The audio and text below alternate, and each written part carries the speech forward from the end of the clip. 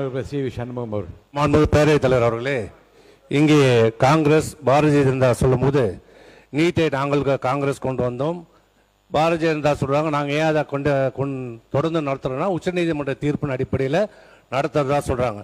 காங்கிரஸும் சரி பாரதிய ஜனதாவும் சரி வேறு வேறு ஆள் தானே சரி, அவங்க உடம்புல ஓடுறது ஒரே ஜீன் தான். ஆனால் யார் வந்தாலும் உச்சநீதிமன்றத்தை தீர்ப்பின் அடிப்படையிலே நாங்கள் நீட்டை கொண்டு வருவதாக சொல்கிறார்கள். காங்கிரஸ் ஆட்சியிலும் உச்சநீதிமன்ற தீர்ப்பு சொன்னாங்க. ஆனா உச்சநீதிமன்ற தீர்ப்பை நாடாளுமன்றத்தில் சட்டம் திருத்தம் கொண்டு வந்து அதை நீக்குவதற்கு நாடாளுமன்றத்துக்கு அதிகாரம் இல்லையா, இருக்கிறதா இல்லையா? இதற்கு முன்னுதாரணம் இருக்கிறது. ராகுல் பாரத பிரதமராக ராஜீவ்காந்தி இருந்தபோது முஸ்லிம் பெண்கள் விவாகரத்து பெற்ற பெண்களுக்கு ஜீவனாம்சம் வழங்கக்கூடாது என்பது அவருடைய மத கோட்பாடு. அதுல உச்ச நீதிமன்றம் அரசியல் அமைப்பு சட்ட தீர்ப்பிலே 1984 தீர்ப்பு வழங்குகிறது, ஜீவனாம்சம் வழங்கலாம் என்று. அந்த தீர்ப்பை அன்றைய பிரதமராக இருந்த பாரத பிரதமர் திரு ராஜீவ்காந்தி அவர்கள் நாடாளுமன்றத்தில் சட்டத்தை ஏற்றி அந்த உச்ச நீதிமன்ற தீர்ப்பை செல்லத்தக்கதாக ஆக்கினார். அதே போன்று இன்றைக்கு இருக்கிற பாரதிய ஜனதா என்ன சொல்கிறார்? உச்சநீதிமன்ற தீர்ப்பின் அடிப்படையில் நீட்டை நாங்கள் தொடர்கிறோம் என்று சொல்கிறார்.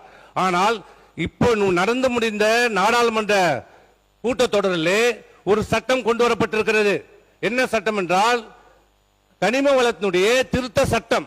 அந்த திருத்த சட்டத்தின்படி மேஜர் மினரல்ஸ் உச்சநீதிமன்றத்திலே 5 நீதிபதிகள் கொண்ட அரசியலமைப்பு சட்டத்தின்படி கொடுக்கப்பட்ட உரிமை. மாநிலங்களில் 20 ஆண்டு காலமாக நடைபெற்ற ஒரு வழக்கு.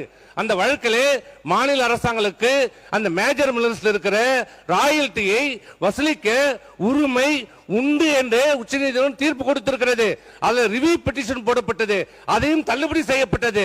ஆனால் அந்த தீர்ப்பு வந்த ஒரு 6 மாத காலத்துக்குள்ளே இன்றைக்கு பாரதிய ஜனதா அரசு மத்திய அரசு நாடாளுமன்றத்திலே ஒரு சட்டத்தை திருத்தம் கொண்டு வந்திருக்கிறது.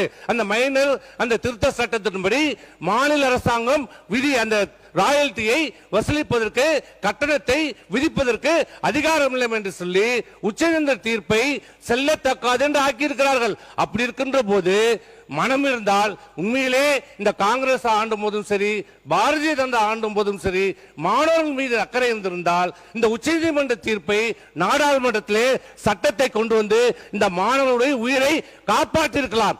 இவர்கள் அரசியல் செய்வதற்கு தான் இந்த நீட்டு உதவுகிறது. ஆமா, அப்பாவி மக்கள் மாணவர்கள் செத்துக் கொண்டிருக்கிறார்கள்.